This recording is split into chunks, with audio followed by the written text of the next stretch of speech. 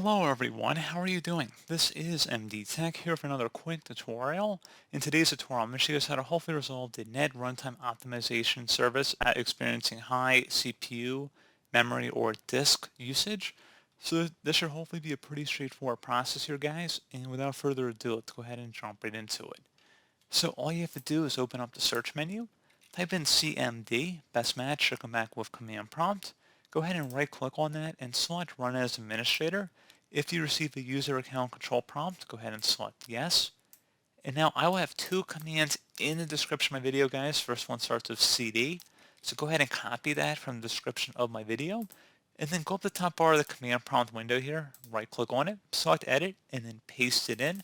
So it appears I didn't properly copy it. I can just do Control V as well, so that's what I did. And then give it a second here, and then we're gonna go ahead and paste in the second command and hit enter. And give it a moment here. Basically, the whole thing that's going on here is just optimizing the NET Runtime Optimization Service. So that's all we're running here if you were just curious. So once you have a little blinking cursor at the end, you should be able to just close out of here. And I would suggest restarting your computer.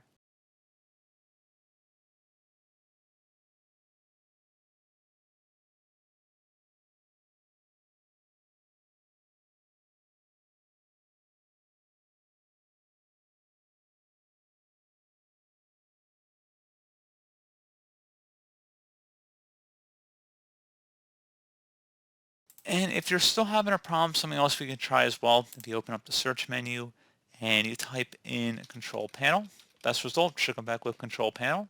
Go ahead and open that up. You want to see your view by up in the top right, the category view, and you want to select underneath programs, you want to select uninstall a program. And now locate anything that says Visual C++, just go ahead and left click on it. And you want to select the change button, select repair, and then select yes. And then select close because we're going to be doing it for the other item in here as well. If you have multiple C++ redistributable packages in here, just do it for all of them. And now, like the first one asked of us, we're going to go ahead and actually restart our computer.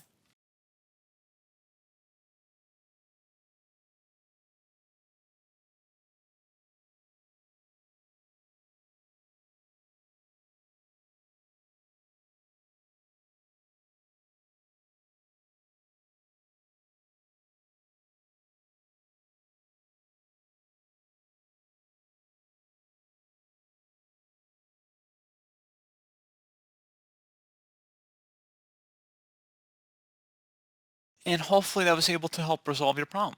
So as always, thank you guys for watching this brief tutorial. I do hope I was able to help you out, and I do look forward to catching you all in the next tutorial.